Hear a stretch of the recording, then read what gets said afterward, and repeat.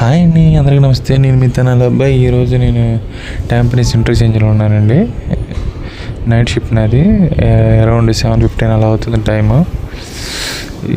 ఇక్కడ ఫుడ్ సరిగా సెట్ కాలేదండి. ఏదైనా ఫ్రూట్స్ తీసుకుంటే బాగుండు అనిపించింది. అందుకే ఫ్రూట్స్ మార్కెట్ కోసం వెతుకుతున్నాను. చూడండి, ఇట్లా ఎవరి గోల వాడిది, ఎవరి హడావుడి వాళ్ళండి. ఇది కూడా బెస్ట్ అండి. పక్కనోడి పనులు ఏలు పెట్టకుండా ఎవడి పని చూసుకుంటాడు. ఈ జాంకాయలు అండి, ఇవి థాయిలాండ్ జాంకాయలు, ఏవో జాంకాయలు. టేస్ట్ అయితే దోసకాయకి యాపిల్కి రెండు క్రాసింగ్లా ఉంటాయి. నాకైతే టేస్ట్ అలా అనిపించింది. ఇవి కవర్లో పెట్టేశారు. ఇవి చిన్నగా ఉన్నప్పుడే కవర్లు కట్టేసినట్టున్నారు. పెద్ద అయినాక తెంపుకు చేసినట్టు కవర్లతో పాటు. చూడండి, రేట్స్ కూడా బాగానే ఉన్నాయి. $3 $4 ఉన్నాయి కేజీలు. ఫ్రూట్స్ అందరికీ తెలిసినయ్యాలండి. పెద్ద మలేషియా నుంచి వస్తున్నట్టున్నాయి. పెద్ద వెరైటీస్ ఏం కాదు.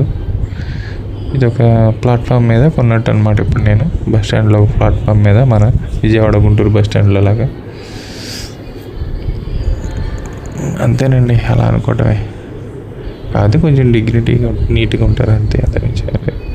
మన దగ్గర కూడా డిగ్నిటీగా నీట్గానే ఉంటారు అనుకోండి. మనం కొంచెం మాస్గా ఉంటాం కదా మనం. చూడండి, కౌంటర్లో ఒక ఎరకొట్టేస్తుంది. బిల్లింగ్ మాత్రం బాబాయ్కి షాక్ ఇచ్చాను. చూడండి, బాబాయ్ అయితే నాకు వద్దని తిరిగి ఇచ్చేసాడు. కారణం ఏంటంటే రేట్ అండి. కేజీ ద్రాక్షకాయలు $25 అంట. $25 అంటే దగ్గర 1500 1600 ఉంటాయండి. ఎవరన్నా కేజీ ద్రాక్ష 1600 పెట్టుకుంటారండి. నా వచ్చేసి $4 అయినాయండి. అంటే 250 అట్లా అయినాయి. 300. ఓకేనండి.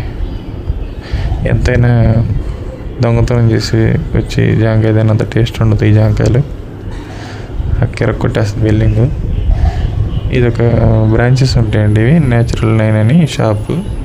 అక్కడక్కడ బ్రాంచెస్ ఉంటాయి. ఓకేనండి, ఫ్రెష్గా దొరుకుతాయి ఫ్రూట్స్. మలేషియా నుంచి వస్తాయి అనుకుంటా.